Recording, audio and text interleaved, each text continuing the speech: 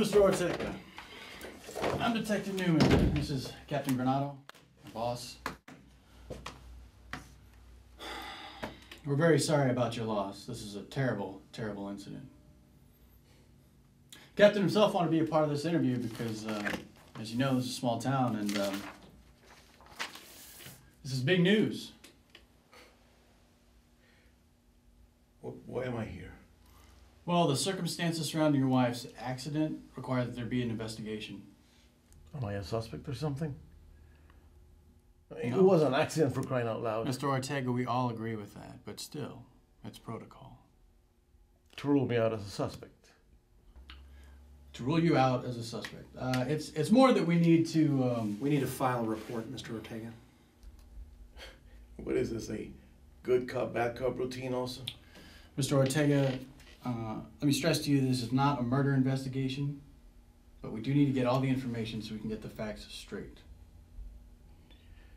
Yeah, I'm sorry. I can't believe she's gone. Well, trust us, Mr. Ortega. Dave, is it all right if I call you Dave? Sure. Dave, why don't we try to keep things simple, okay? We're just going to shoot a few cues to you. Give us some answers, short and to the point.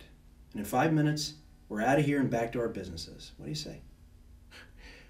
I'm gonna deal with my wife's funeral arrangements, not to check my Facebook. Well, I didn't mean to be disrespectful, Mr. Ortega. Look, all we need to do is establish a few little details and the time frame. Okay, that's it. Now, I'm going to turn this on, if you don't mind. Is it absolutely necessary? It makes things easier. All right. September 15th, 2009, 9:45 p.m. I'm Detective Jake Newman. With me is Captain Tom Granado. I'm here interviewing Mr. David Ortega involving an accident regarding his wife, Mrs. Melissa Ortega. There is no smoking. Mr. Ortega, can you please state your name for the record? David Ortega. Mr. Ortega, what time did you get home from work today? Around 4. Mm-hmm. And your wife? A little after 7. Now, the neighbors said that you two seem to be arguing. Is that true? We may have crossed a word or two. Same kind of spats every couple has. The neighbor went on to say that lately you've been arguing a lot. I can't believe this. Do you have any idea what we've been through the last few months? Mr. Ortega, we sympathize with you, we really do. But we need to stick to the facts here. And the facts are, 1, lately you and your wife have been arguing a lot, regardless of the reason. 2, you went out, you bought life insurance just a few months ago. And 3, your wife is dead and you were with her. It was an accident, you son of a bitch!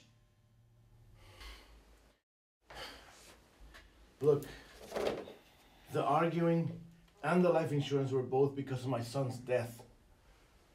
You bought the policy 5 months after your son's accident, and just a few months before your wife's? You think I'm that stupid? To buy life insurance 2 months before I kill my wife?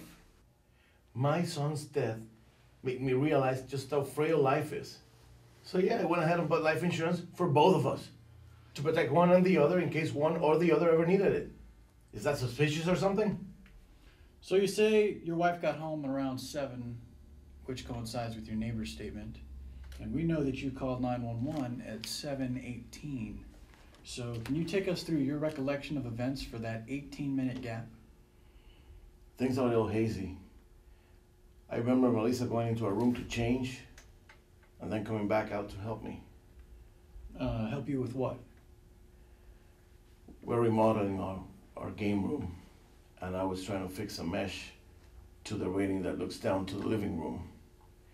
Because billiard balls were always flying through the rails, and I was always afraid they might break something downstairs. Isn't that ironic? So what happened next? So I was on a ladder trying to place the mesh on the railings, but I had to drill on the other side of the wood. So I called Melissa for help. And So I need to drill on the other side of the wood. I don't know. I remember her telling me something.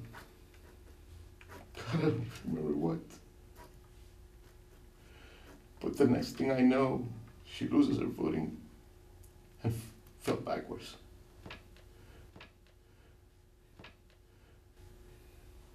She fell on a glass coffee table.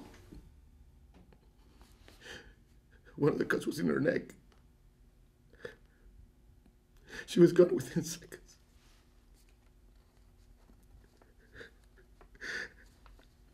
I can't believe she's gone.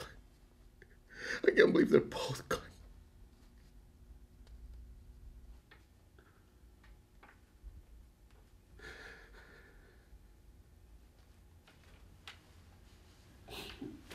Let's turn the recorder off. I think we have enough for now. Go process the recording, and when you're done, bring me a cup of coffee. David, would you like some? No. Black, 2 sugars, okay? Yeah. All right. Let's cut the fucking bullshit. What? I can make this go away. If I say it was definitely an accident, I keep my life and you stay out of prison. I stay out of... I beg your pardon? She told me that you threatened her. What are you talking about? And she knew you'd keep your word. What are you talking about? Stop fucking with me. What the fuck are you talking about? You really don't know, do you?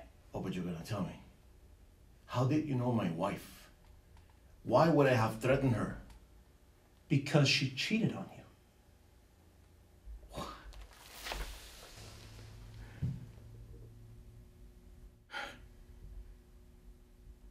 You know, after Junior's death, Melissa fell into a deep depression and saw it an escape, or maybe retribution, I don't know.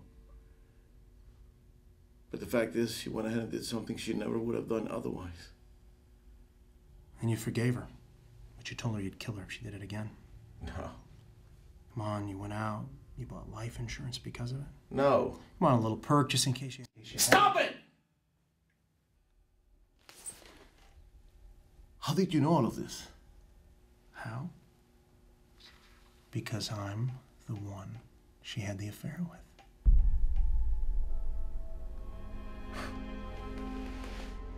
Wow. I really thought you knew it was me. You knew she was cheating, you just didn't know with whom.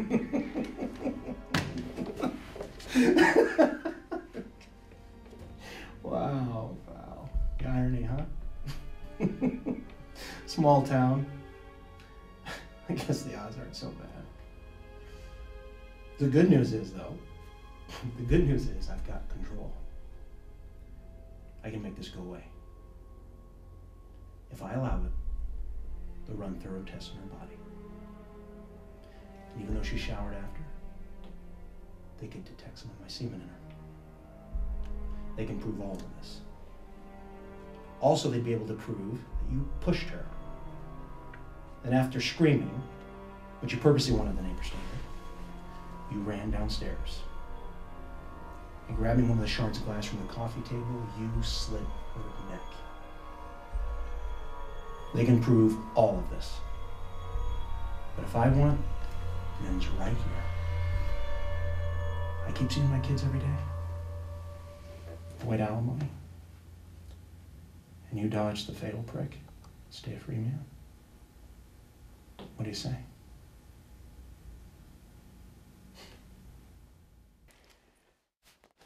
Why are you telling me all of this? You could have just gone ahead and aborted the investigation. Because I thought you knew. And I wanted to hear you admit that you killed her. Just so that we can be on the same page.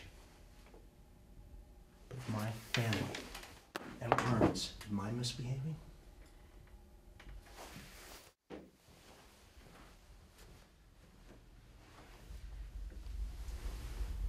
I will fucking bury you with me.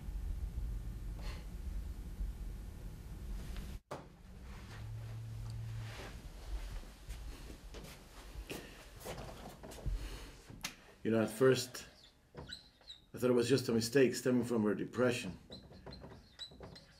But when she betrayed me again, I couldn't take it anymore. You know, you're right. I took it to the grave. And you know, small town and all, I was willing to bet at some point you yourself would interview me.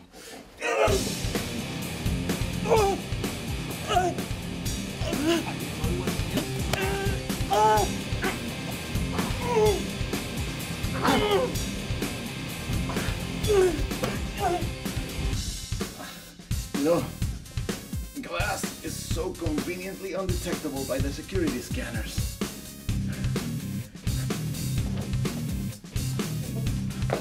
Hands in the air! You know what? It's over. I'm done.